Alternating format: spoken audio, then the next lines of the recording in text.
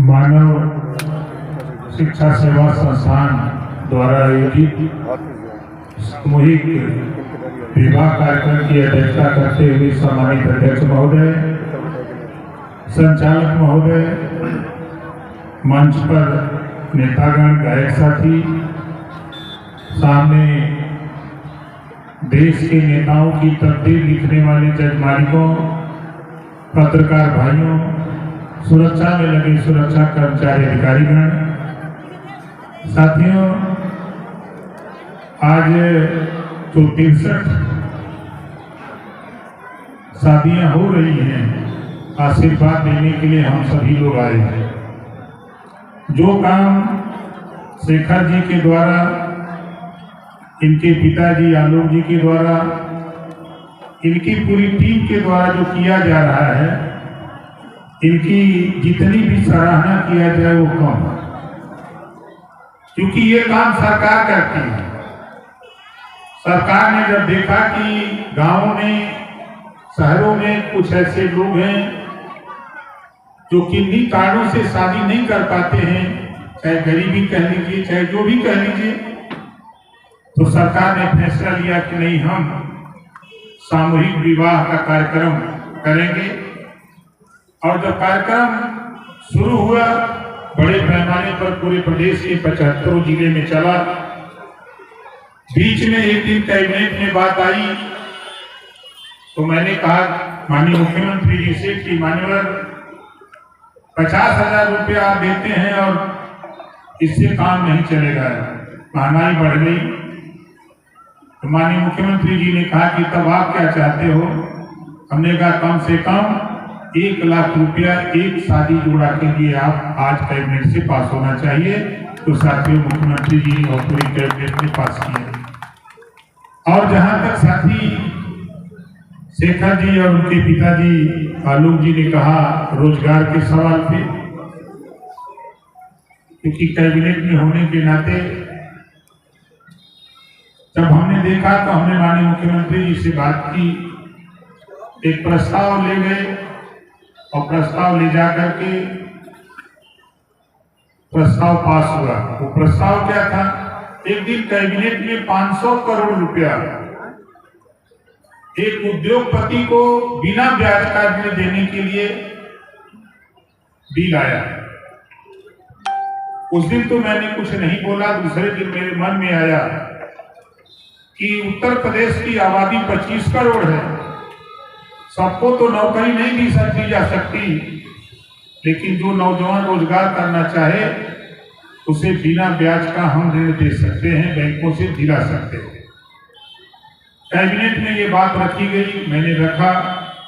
सभी हमारे सहयोगी मंत्रीगण, मुख्यमंत्री जी, प्रस्ताव पास हुआ कि 5 लाख रुपया बिना ब्याज का कोई भी नौजवान अगर बिजनेस करना चाहता है, कारोबार करना चाहता है, उस योजना का नाम भी रखा गया मुख्यमंत्री उद्यमी योजना।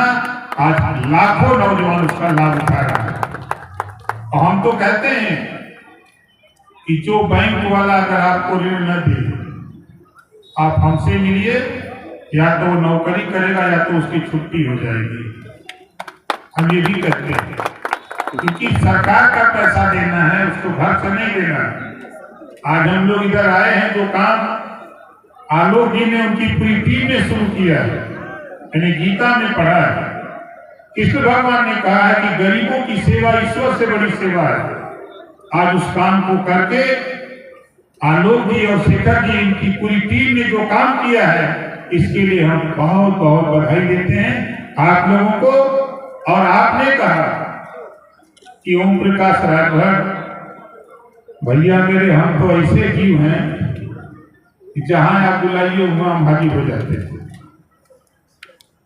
पहले तो आप दूर से सोचते हैं कि बहुत खतरनाक नेता है, जब आप दूर रहते हैं हमसे, शेखर जी भी गए तो पहले तो सोचे कि बहुत तगड़े नेता है।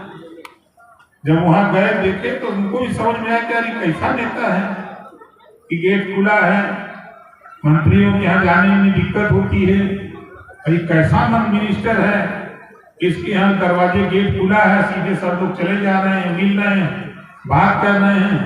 इन्होंने भी अपनी बात रखी। हमने कहा भाई चलो, आपकी इच्छा है तो आपकी इच्छा पूरी होगी। हमारी आदत है कि जब मैं समय देता हूं तो दुनिया एक तरफ, ओम प्रकाश राजभर एक तरफ रहता है।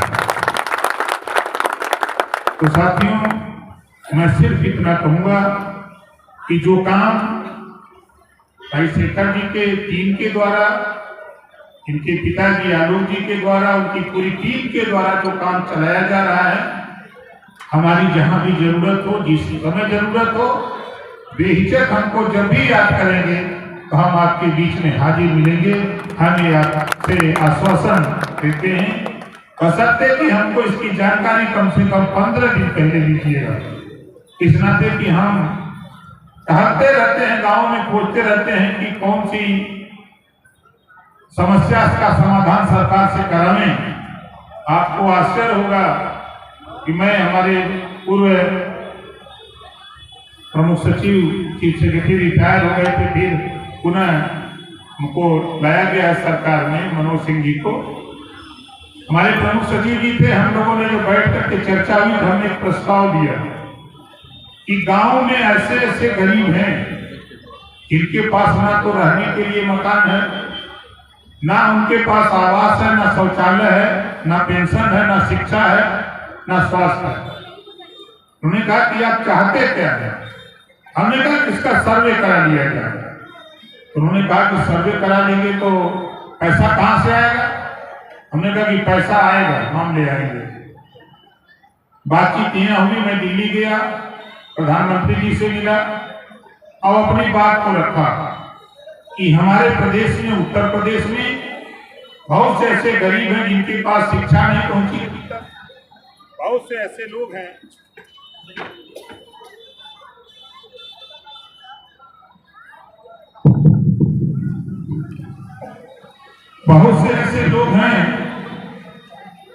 जिनके शिक्षा का महत्व नहीं समझते। तो उन्होंने कहा कि आपका विभाग कौन सा? हमने कहा पंचायती राज विभाग है, अल्पसंख्यक कल्याण वक्फ बोर्ड हर विभाग। आपका केंद्रीय मंत्री कौन है? उनके माननीय लल्लन सिंह जी। मीटिंग खत्म होती है, जाकर लल्लन जी से मिल लेना, जितना रुपया चाहिएगा उतना हम देंगे, ये प्रधानमंत्री जी ने कहा। मैं आया दिल्ली से लौट करके लल्लन जी से मिलते, जब मैं आया, हमने पूरे प्रदेश में 75 जिले में हमने सर्वे कराया। 15 लाख परिवार को आने वाले जो अप्रैल का महीना है शुरू करने जा रहे हैं, आवास, शौचालय, pension, ration card, Ayushman card के साथ साथ 15 लाख परिवार को निःशुल्क शिक्षा देने का काम पंचायती राज विभाग करने जा रहा है और पैसा हमारे देश के प्रधानमंत्री जी देने जा रहे हैं। तो हमारा प्रयास गरीबों की सेवा, जो काम शेखर जी के द्वारा, इनके पिता आलोक जी के द्वारा, इनकी पूरी टीम के द्वारा और आप सभी लोगों के सहयोग के द्वारा जो कार्यक्रम चलाया जा रहा है, हम उन वर वधू को आशीर्वाद हमारी तरफ से, हमारी पार्टी की तरफ से और आप लोगों की तरफ से, ये जब तक गंगा जमुना में पानी रहे तब तक आप दोनों लोगों की जोड़ी सलामत रहे, इसी आशीर्वाद के साथ अपनी वाणी को विराम। जय हिंद, जय भारत।